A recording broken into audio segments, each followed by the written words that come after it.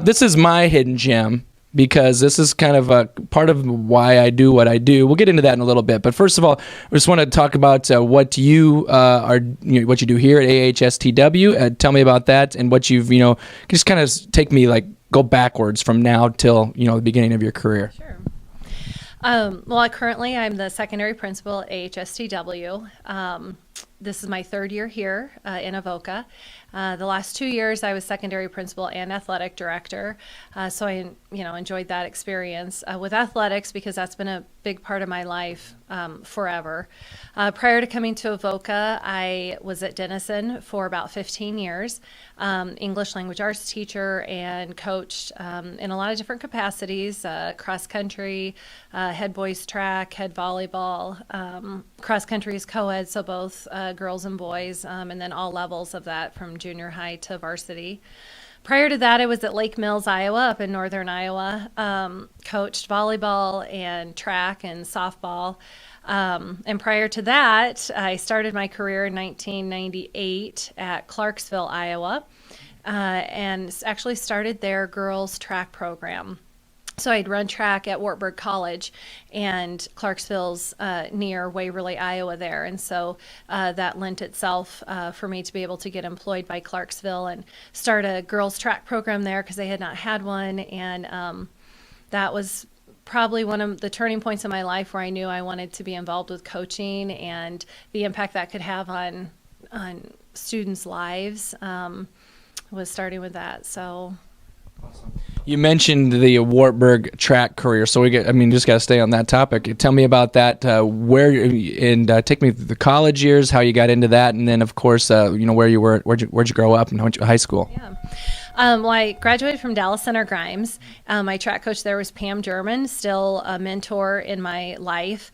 I learned a lot from her, and I didn't know it at the time, but a lot of the things that she did as a coach were things that then as I became a coach, I realized, oh, here's what she was doing, and I employed a lot of that then in my own coaching experience. So from Dallas Center Grimes, I went to Wartburg. I actually went to Wartburg to play volleyball and softball. So that's what I was recruited for, and I did that my freshman year. Then we had a change of head coaches there in those two programs, and decided that wasn't going to be the fit for me anymore. And at that point, the head track coach, Marcus Newsome, and the cross country coach, Steve Johnson, and both of them are still there coaching, recruited me for track. And at that point, they were just building the Wartburg track and field program. So that would have been in 95. And so I got to be a part of that. And we expanded from really a program of about 40 to maybe 50 runners to now they have over 100, on their team, and have won numerous back-to-back championships, both indoor and outdoor with track. So I got a lot of my formative training really through them and the program that they run, both physically how to get in shape, but then the mental aspect of the sport. And I think that's one thing that I brought in my time at Denison as part of that coaching staff there was the mental aspect, so the visualization piece of it, the mental toughness piece of it, and then some of the specific skill building that you don't realize happens with elite runners. So whether it's the balance or the running formation or things like that to work on. So that's, again, both from my coaches at DCG and then at Wartburg, really have impacted basically how I was a coach through those years. So you went to Wartburg to play volleyball and softball, and then you ended up running track. Were you like a star or something at Dallas Center Grimes? No, not at all. I don't believe. But I suppose I'm my biggest critic. My brother always kept track of my records, and he was the numbers guy, and so he'd always spout off some of my stats. But unfortunately, I just don't keep track of that much. Well, it sounds like if you had records, you sound like you had a pretty good athletic career. So going back to, Clarksville, because this is interviews just hopping all the way around. So you started that program. Are they still going? Yes, they are. And I'm trying to remember Dave, I can't think of his last name, but he was a real influential teacher and coach there, had been wanting to work on their athletic programming there, Clarksville being a smaller school. And so it goes right back to the relationship piece. And he was a guy that could build relationships with kids. And I think that's what he saw. I did my student teaching experience there, and was able to really bond with some of those students. And so that's part of when you're going to initiate a program, the buy-in, and getting kids to believe in you, but the also mission then of what can happen when they're part of a sport. And so we started off that initial season with 7 girls, was the group that we had to start with there. And then I haven't checked recently, but a few years after that, I noted I'd seen him at the Drake Relays and qualifying for state in some of their events. And I think they were up to, that 15, 18 mark which is pretty good for their size of school. Yeah, definitely.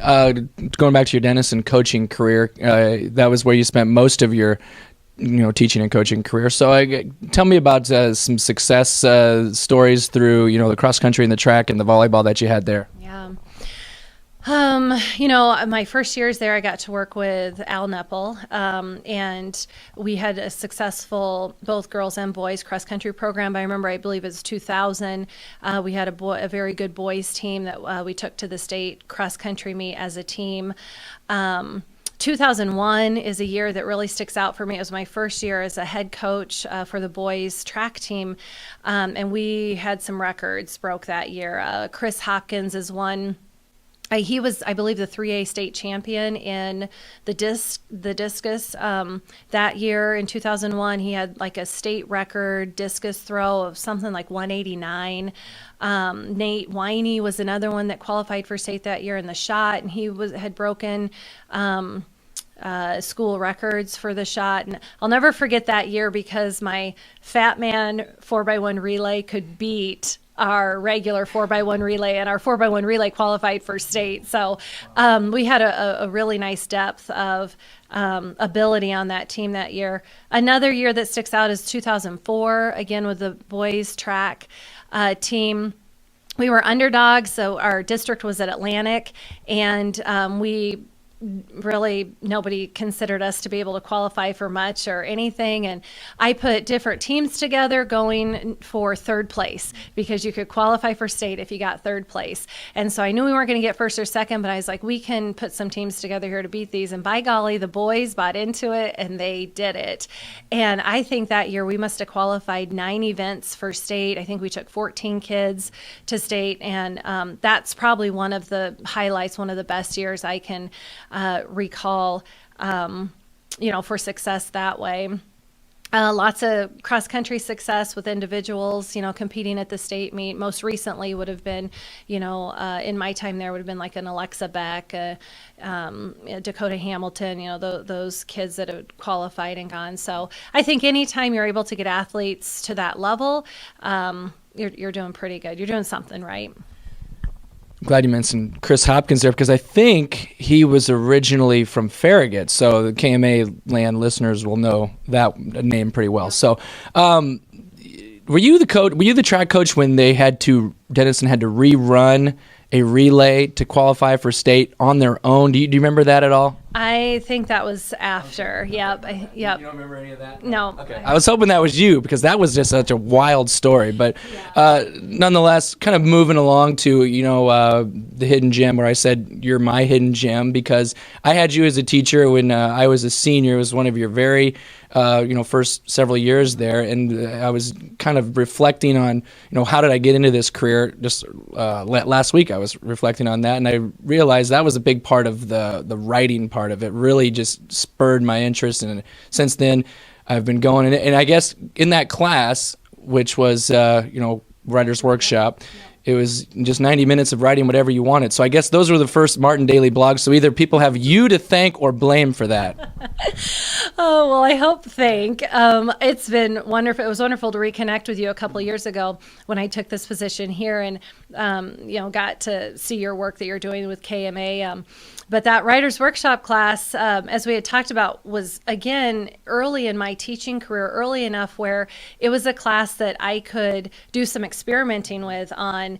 It had all levels of students in there, high achieving to those that struggled with school. And it was one of those where, okay, if you tap into something a student's interested in, what can they do with it? And I was able to see that through relationships and interest-based learning and giving the opportunity to, set some goals and here's what this is about. Now, what are you going to do with it? I couldn't believe the success that kids were having, in that course. And so it was great for me to realize and see, and that's continued to impact them. What I've done is teaching, but to hear about then stories that come from that.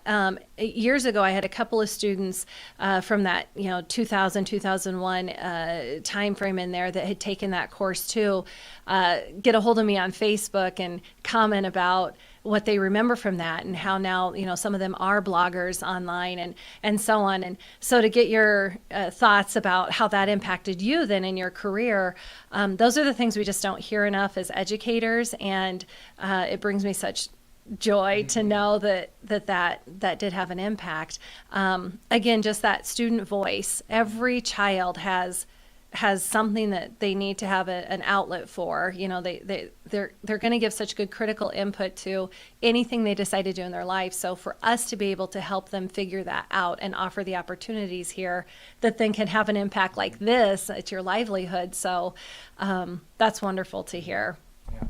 You mentioned the voice aspect of it, and I think that's maybe one thing I really learned in that class is how to write with a voice. Was that something that, just the way you structured the course, was that maybe something that you were looking for? Yeah, absolutely. That class had a variety of activities that you could participate in, but then even if you had two people pick the same one, how different each of them, came out because of that. So absolutely. And that was what had been a struggle, because sometimes in bigger districts, when you've got multiple people teaching classes, you have to stick to specific curriculum or specific assessments or things like that. Well, that class, I was the only one teaching it, and it was pretty open-ended on, what we wanted to do with it as a creative writing course. So we basically developed a bunch of different ideas of projects that kids could do or things that they could create and use as an assessment or things like that.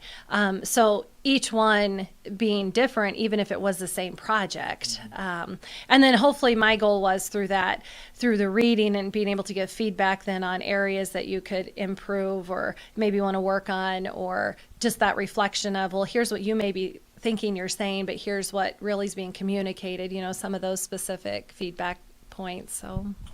So Denison for what, 15 years you said? Yeah. 15 years at Denison and now AHSTW. What led to that move? Yeah. Well, I had, at my time in Denison, earned 2 master's degrees, and the last one being in administration. And it was one of those life decisions, I guess, of do I want to leave the classroom and become an administrator, which was a very hard decision for me because I love the classroom. Just what I explained there about the process of working with students and helping them, find what their future is going to be. But was told that I can have the same impact as an administrator. I just do my work with teachers that then hopefully pass that on to the students. And so maybe even a bigger impact. I was thinking about this a while ago. I think it was this summer, and a friend and I were reminiscing. We were trying to think about how many students that we've taught in our career. And so like in 18 years, I think my total had come to somewhere around 3,700 some, students. And that impact that you can have in education, but then also the great weight that you carry of that too, and wanting to do it well and wanting to do it right. And so knowing that when I switched to administration, I could impact teachers that then impact the students really probably was the thing that allowed me to let go of the classroom. And so it was just that opportunity. This was one of the districts that I chose to apply to because of the size, because of the location, because of a lot of the good things that we've got, going on here. But I still wanted to be able to have that student connection. So I thought, well, at Denison, I teach basically, 220 to 240 students a day I've got contact with. And here at Avoca 712, we've got about 350 students. So for me, I was like, that's manageable. I can still hopefully make the personal connections with the students, even though I'm in administration. And I've really enjoyed it. It's been a perfect fit. I love the work I'm doing here. I love being able to work with the teachers, but also the students, and have those relationships and feel like I'm still impacting their lives as much as, working with the teachers on what their role is. And then the community, the parents and the family, and, the Southwest Iowa. So moving to the Western Iowa Conference from the Hawkeye 10 was a really easy move. I knew the area from all my Hawkeye 10 experience. So everything just seemed to fit for the move. Great, and you kind of come in a time where, with the, co-op or grade sharing or of Walnut. Can you talk about that and how that whole process came? What point of that process did you jump in, and then how's it gone for you? Yeah. My first year here, Walnut was partial day shared with AHST. So their students came over here for just part of the day for some of the classes, but they already were in a sharing agreement for athletics. So our athletics became AHSTW athletics. Since then, in the last 2 years, we've passed the reorganization vote. So this July will become a new district, and so then that's your PK-12 district. But for the last 2 years at the secondary, we've been whole grade shared. So our secondary really has transitioned a little bit earlier just because of some of the extracurricular things that occur in courses at the secondary level. So we'll have been AHSTW for the last 2 years going into this district reorganization then this summer. Well, two more things. First of all, not only do you have the Denison flavor of 15 years of Denison, I think you added some Denison flavor too in terms of, I don't know if this was before you were here or not, but I know there's a coach that graduated from Denison, and also my friend has a wife who's a guidance counselor here, not yet, because she's on maternity leave. Yeah, I know both of those people you're talking about. Emily Lechtenberg was a former student and athlete of mine. She was actually hired previous to me coming here. She teaches in our math department, and she is a head assistant cross country coach and head soccer coach here. And so she basically, our girls soccer program is newer, so she's taken that over and made it very successful. I love getting to work with her on this side of the thing versus being a student and a coach, and talking with her about the things that she's picked up from being an athlete in my programs. And then Ryan Fraze was an athlete and a student of mine also at Denison, and his wife is a elementary guidance counselor here. She's on maternity leave right now, but that's been very fun. Anytime, again, you can see former students and athletes lead successful lives, you know that you're doing the right work, and you just hope that you had a positive impact on that for what they're doing. So it's been fun to watch them. Family now. You had mentioned to me before we started talking, I think you had volleyball, and then you stopped volleyball because you had a child. So what's the family, how many kids do you have and all that? Jason and I have been married for 13 years now, and we have Addison, who is 11, and she's in 5th grade, and she's 5th grade here at AHST. And then we have 3 older kids. They're all in college. So Taggart graduated from East Sac last year, goes to Iowa Lake. Sydney's at Iowa State, and Mackenzie's getting her doctorate at the University of Kansas in Lawrence. So we've got a little gap in there. I can't believe you have 3 college kids. Well, yeah, they're my stepkids. Thank you very much. Oh, okay. I was gonna say. Wow. Well, hey, Mrs. Phillips, thank you for talking. Appreciate it, and congratulations on influencing my life. Oh, well, you're very welcome, and thanks for letting me know. And again, I enjoy all the work that you do at KMA, so keep it up.